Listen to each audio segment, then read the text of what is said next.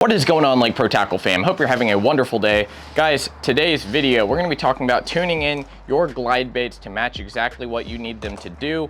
It's been extremely windy this weekend. I was fishing in 40-mile-per-hour winds today, which was extremely rough, challenging on the knees and the back, but we're here, got the boat back safe and sound, and again, we're gonna be talking about glide baits. Now, today was a little windy for me. I didn't get on a glide bait bite. However, it is very short coming, guys. We got a huge shipment in from Leviathan, so if you are looking to get in the swim bait game and you don't know exactly what rods you need, hit us up, lakeprotackle.com, guys. Leviathan swim bait rods is a huge supporter of what we do at Lake Pro Tackle, introducing the world and a lot of people who aren't interested or currently interested in glide baits. You know, these guys right here can be extremely deadly in the entire springtime, the summertime, when those fish want to key in on a bigger meal than your traditional, let's say like crankbait or jerkbait or Texas rig or something like that. But these guys right here, this is only an 8-inch bait. You know, if you're not used to looking at glide baits, this one can seem very intimidating.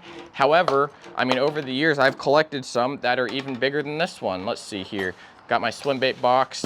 I've got a 9-inch right here compared to this little 8-inch. And then of course, we have this guy right here. This is going to be the Taxi Shad 10 by Fish Everything. Super cool baits, guys, but I'm gonna talk to you a little bit about how I like to go around and tune my baits in, exactly how I like to fish them and kind of how I do it myself. Now, there's several different types of glide baits. I like to use the Clutch series swim baits as kind of a prime example of the two different styles of glides. You know, the Clutch Darter is going to be much more of a darting style glide bait where it just kind of darts very fast side to side. The joint in it is almost at like a 90-degree bend. And then there's something like this one right here. This one is going to be that 9-inch again, bull shad. And this is not a trick shad. And you can see this one right here, it doesn't have as much of a bend in it compared to some other ones. Now, with Fish Everything and Bull Shad and all your really garage bait makers, they allow you to pull this pin out right here, right on top of the bait. See if I can get some pliers on it. Sometimes it gets buried deep in there and I can't get it all the way, but there we go. So most garage baits usually have a pin to where you can tune your bait.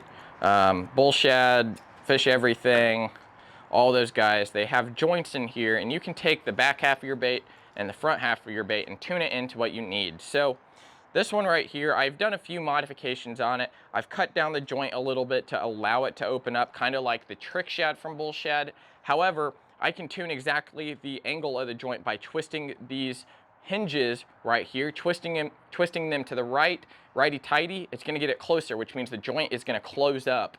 And if you loosen it, that joint will allow it to go almost 90 sometimes, or right here. So when it comes to shallow fish especially, I like to have a choppy style glide, especially if they're sitting shallow and not just cruising up pushing bait.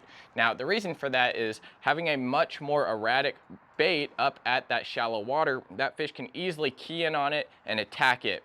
When you go with a slow gliding bait that has a wide glide going back and forth, that really opens the door for that fish to really just follow it and just be interested in it. And that's one of the big reasons glide baits work so well in the springtime and all year round even, is that glide baits it's just such a big bait. Those fish are interested. They love looking at them as much as they do love to eat them. So opening up your joint can be a huge benefit, especially if you want to get a more erratic action out of your glide bait. Another big thing that you can do is add some weight. As you can see here, I added just a little bit of weight on this back treble hook right here on this Bull Shad. Now, this one here, most of the weight in most glide baits is going to be front heavy. However, adding just a little bit of weight in the back is going to level it out exactly where I need it and sink it down. Another great way to add some weight is upgrading your split rings or your hooks. These are the Owner, I believe, ST46s. They're going to be a O'Shaughnessy style bends, not quite an EWG, but I absolutely love that as well.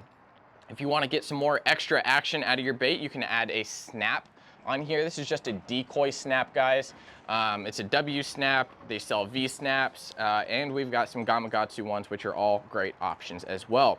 Guys, I hope this video helped you. In the next video, we're gonna be talking about glide bait colors and how that can affect your bite here in the springtime. So be on the lookout for that one. I hope you enjoyed. We'll see you next time. Lake Pro Tackle. See you guys.